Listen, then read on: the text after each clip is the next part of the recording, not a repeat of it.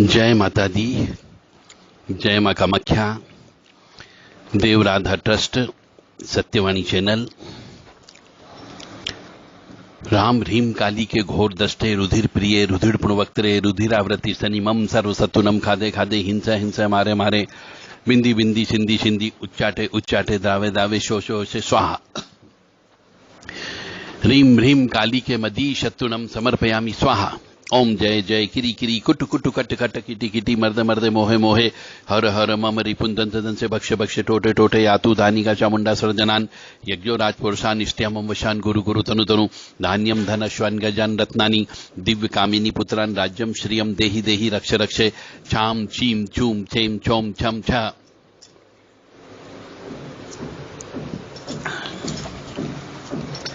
तंत्र विज्ञान में, तंत्र शास्त्र में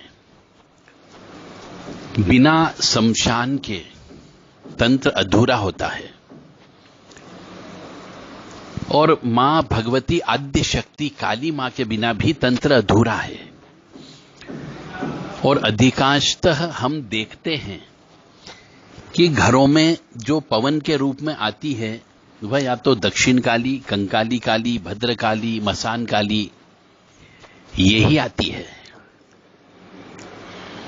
और जब शरीर में पवन के रूप में आने लगती है तो वह एक समय के बाद में, एक समय का बाद मतलब हो गया 2 साल, 5 साल, 10 साल,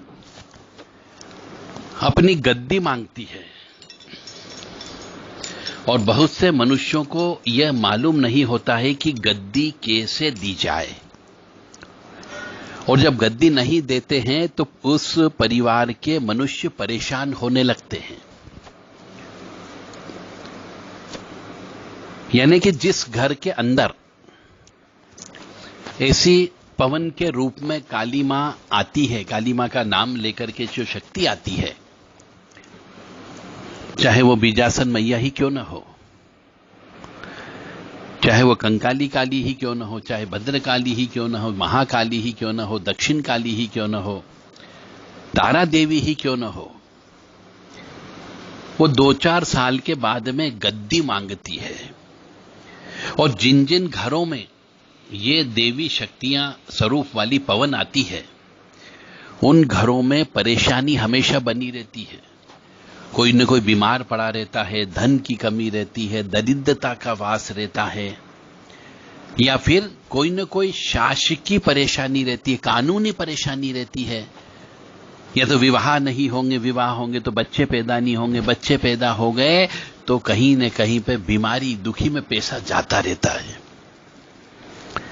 सर्विस करते तो सर्विस बार बार छूट जाती, रोटी रोजगार का कोई निश्चित नियम नहीं होता है। तो जहां पर पवन आती है उसके कुछ नियम होते हैं, कुछ उसूल होते हैं।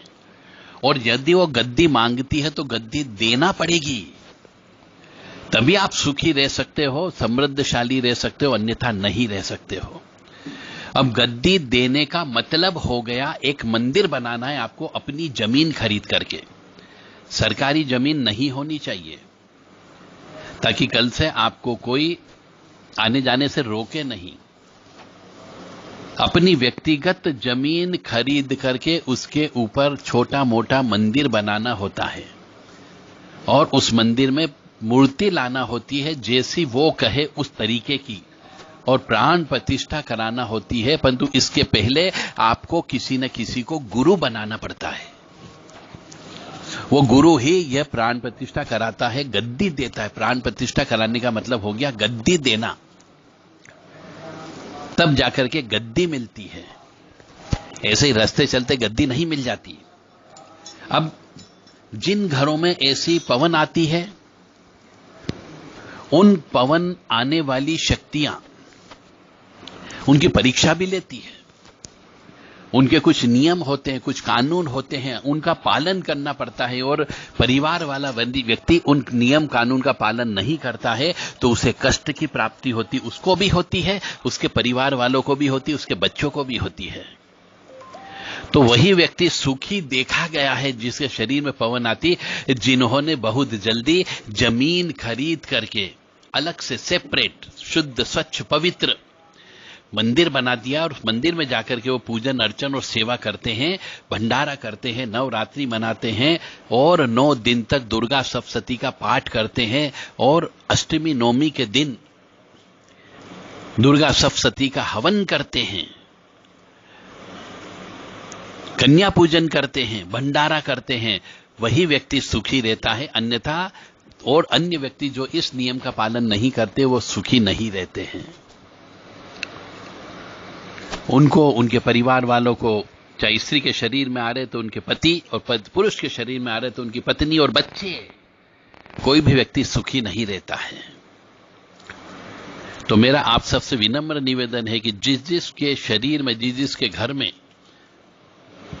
काली रूप में पवन आती हो, तो उनको जितनी जल्दी हो सके एक प्राइवेट जमीन खरीद करके, अपनी व्यक्तिगत जमीन खरीदना है अपने नाम पर, और उस पर एक मंदिर का निर्माण करना चाहिए विधि विधान से, वास्तु शास्त्र के अनुसार। पीपल का वृक्ष लगाना चाहिए, वट वृक्ष का पेड़ लगाना चाहिए और बेलपत्री का पेड़ लगाना चाहिए, आंवले का पेड़ लगाना चाहिए, नीम का पेड़ लगाना चाहिए उस मंदिर के आसपास। यानी इतनी बड़ी जमीन तो आपको खरीदना ही खरीदना पड़ेगी। और अब आप कहोगे कि साहब हम तो दरिद्री हैं, हमारे तो खाने पीने के लाले पड़े हुए हैं, जैसे तैसे तो हम परिवार पालते हैं, दीपक लगाने के भी पैसे नहीं हमारे पास तो मातेश्वरी के लिए। तो ऐसी परिस्थिति क्यों निर्मित हुई? क्योंकि आपने उस मातेश्वरी से कुछ ऐसे गलत काम करवा लिए जिसके हाय बद्दुआ अब आपको और आपके परिवार को खा रही है। इसलिए जिनके शरीर में पवन आती है, मेरा उन सबसे विनम्र निवेदन है कि कोई भी ऐसा कर्म उस शक्ति के माध्यम से नहीं कराए जिससे किसी को तकलीफ हो, किसी की हाय लगती हो, किसी की बद्दुआ लगती हो, किसी परिवार के सदस्य की मृत्यु हो सकती है, किसी को बीमारी लग सकती है।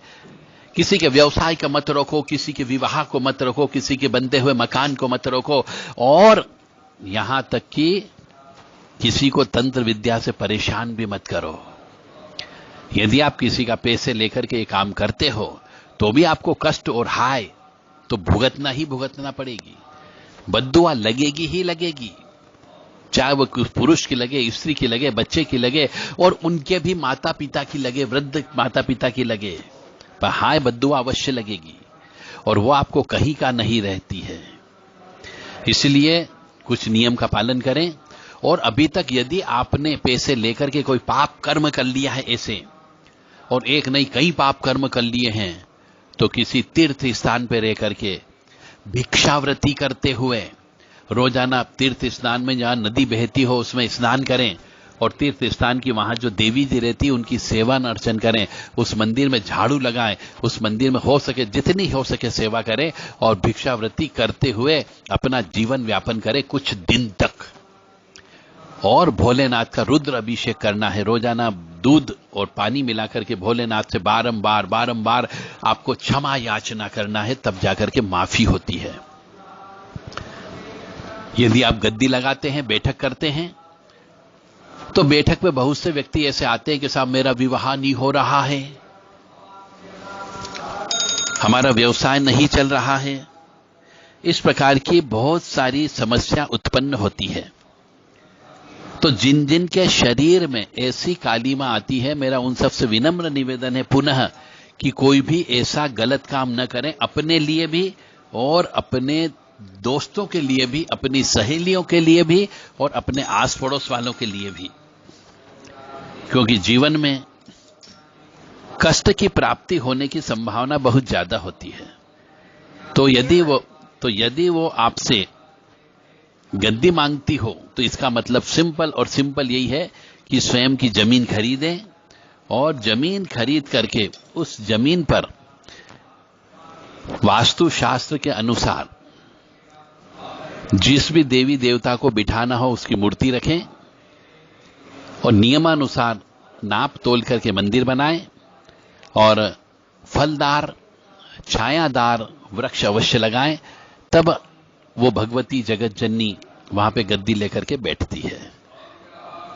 यदि आप इस प्रकार का व्यवहार कर सकते हो तो आप सुखी रह सकते हो, अन्यथा आपको कष्ट की प्राप्ति होगी ही होगी। और जिस मनुष्य के शरीर में पवन आती हो, उस मनुष्य को हर अमावस्या के दिन किसी पवित्र नदी में स्नान करना चाहिए। किसी तीर्थ स्थान पे जाकर के वहां पे तालाब हो, पोखरी हो, कुआं हो, बावड़ी हो, यदि बहता पानी हो या स्टोर किया हुआ पानी भी हो, तो भी वहां पवित्र स्थान पे जाकर के स्नान करके वहां जो देवी देवता होते हैं उनके दर्शन करना चाहिए। और दर्शन करने के साथ साथ अपनी सामर्थ्य के अनुसार फूल, माला, प्रसाद, चुनरी या जो भी लगता हो उनको वो अवश्य चढ़ाना चाहिए। तब जाकर के वो जो साथ में चलने वाली पवन है उसमें शक्ति आती, जागृतता आती है। और जो भी पवन आपके शरीर में आती हो, उस पवन को जो चीज अच्छी लगती हो वो कार्य अवश्य करना चाहिए। क्योंकि नॉर्मली मां भगवती आद्य शक्ति काली मां के स्वरूप वाली, चाहे वो शमशान काली, मसान काली, कंकाली काली, भद्रकाली, महाकाली हो या दक्षिण काली हो, ऐसी जो पवन आती है उनके पति स्वरूप में शिव जी की पूजा की जाती है।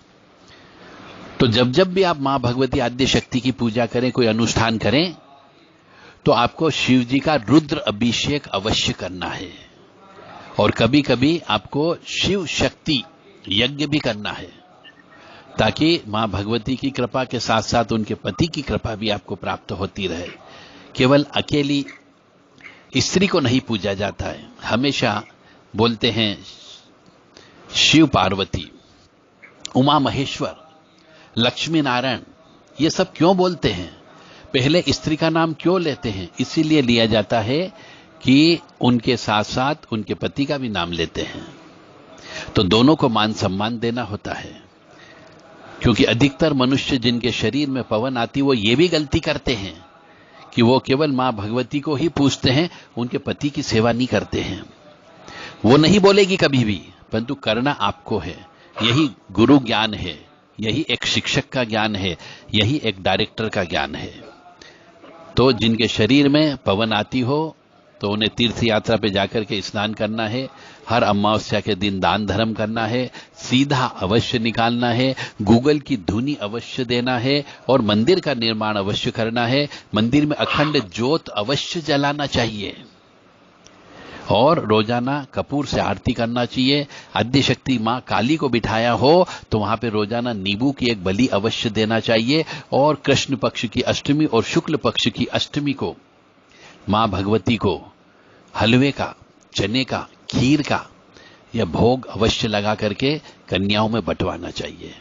तभी आप सुखी रह सकते हो, स्वस्थ रह सकते हो, प्रसन्न रह सकते हो। अन्यथा भगवती तो कभी नहीं मांगेगी आपसे कि मुझे ये चीज चाहिए, परंतु आपको देना है। आपके पास सामर्थ्य के अनुसार मां भगवती के लिए मुकुट भी लाइए, पायजेब भी लाइए, बिछिया भी लेकर के आइए, 16 श्रृंगार करिए उनका, तब जाकर के आपके ऊपर उनकी कृपा प्राप्त होगी। जय माता दी, जय मां कामाख्या।